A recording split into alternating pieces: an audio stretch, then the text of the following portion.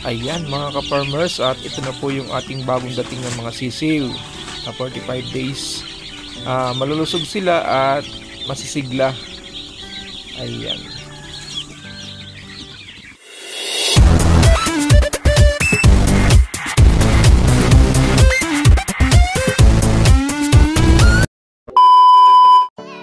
Ayan po mga ka-farmers, at tayo po ay pupunta dun sa ating pipikapin na chicken broiler or 45 days dahil po ay dumating na siya doon ngayon. At iyan po mga ka-farmers, at naka-separate na po yung ating mga manok, yung ating pong in-order. May kanya-kanya pong nag-order dito, kanya-kanya po na i-pick up ngayon. Marami po kaming kasabay na umorder ng mga sisiw ng 45 days.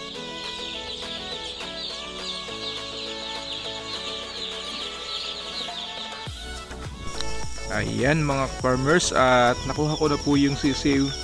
Okay po, let's go! Ayan guys, tumick up kami ng sisiw ngayon.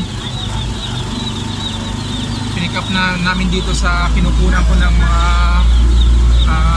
sisiw natin.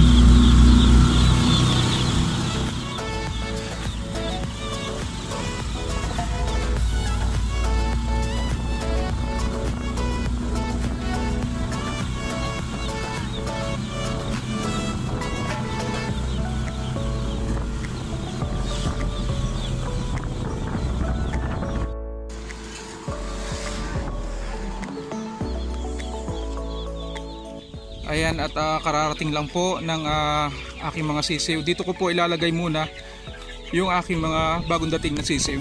Ayan. Bali guys, umorder ako ng 300 heads. Ayan, bawat isang laman nito is nasa 100. 300 lahat po yan. Ayan. At dito ko muna po ilalagay itong ating mga bagong dating na sisiw. Ayan. Ayan, bali mga ka-farmers, ngayon ilalagay na po natin yung ating bagong dating na sisiw sa ating brooding. At kailangan po natin lagyan ng painom na hinaluan ko lang muna po ng asukal para po sa kanyang para pampatanggal daw yun ng stress. Asukal muna po at tubig yung ating paiinom sa mga sisiw na bagong dating.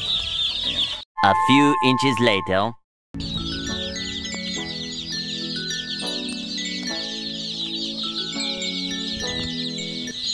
Ayan mga ka-farmers, at nilagay na po natin sa brooding area yung ating mga bagong dating na sisiw.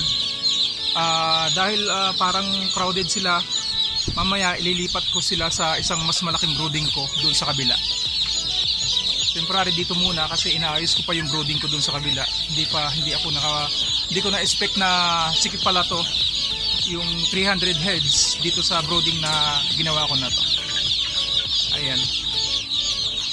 At masisigla naman, ngayon lang nangyari sa akin na dumating yung sisiw na wala siyang walang patay.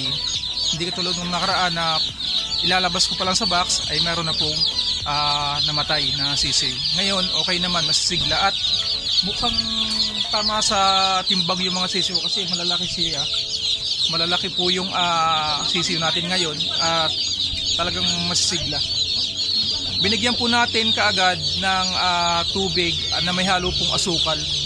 Yun po yung aking ginagawa pagkarating po ng ating mga sisiw. Ayan, tapos maya maya siguro after 1 hour bibigyan ko na po ng patoka. Dito lang po sa karton, dito ko lang din po ibibigay at ilalagay yung ating patoka para kung sa ganon ay matuto sila na tumuka. Yan. Yun lang guys, at maya maya ay lilipat ko na sila dun sa isang malaking brooding area. Ayan. Yun lang po mga farmers.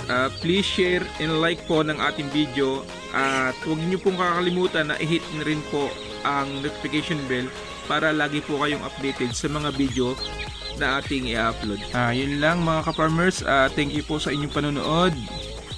Shout out sa inyong lahat, sa lahat po ng ating viewers at saka subscriber.